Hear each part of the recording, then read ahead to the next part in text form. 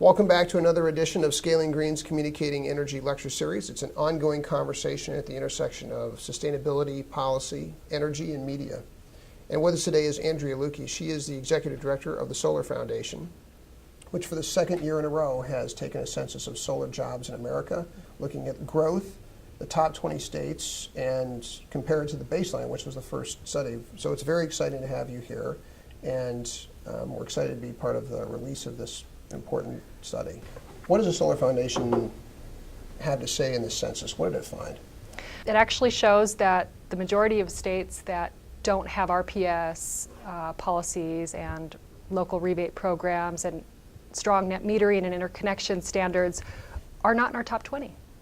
So the states that are doing well in terms of solar job creation are the states that have those integral policies like RPS, net metering, interconnection, local rebate programs, the ability to do third-party power purchase agreements. Those are the types of policies that are helping these states to flourish. Virginia, where we're headquartered, didn't really even make the cut, it seemed to us, in terms of making the policy investment for a high-growth industry like this.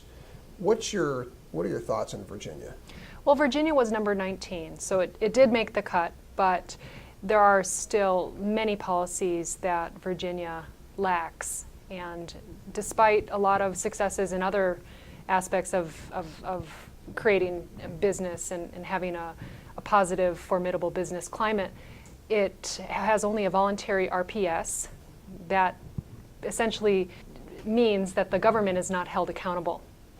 And when you're not held accountable for sourcing energy through renewable sources, it won't happen, or there's no reason for it to happen. And so that could certainly be improved. If you became governor of Virginia tomorrow, what is the first thing you would do? The most important thing I think policymakers can do is to get the policies into the codes, into the plans.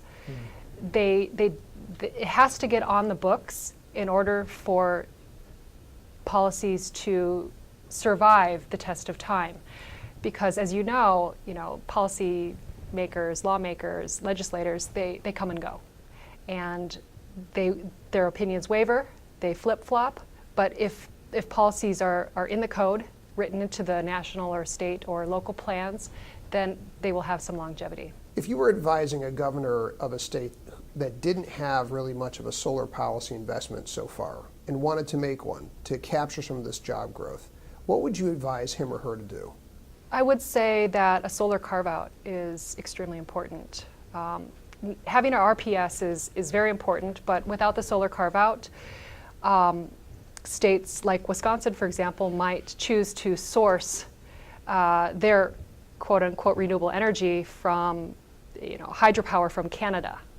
And that just really doesn't help the local economy because it's helping the Canadian economy. It's not helping the local Wisconsin economy. So that's one example of a leading policy that I think could drive the market.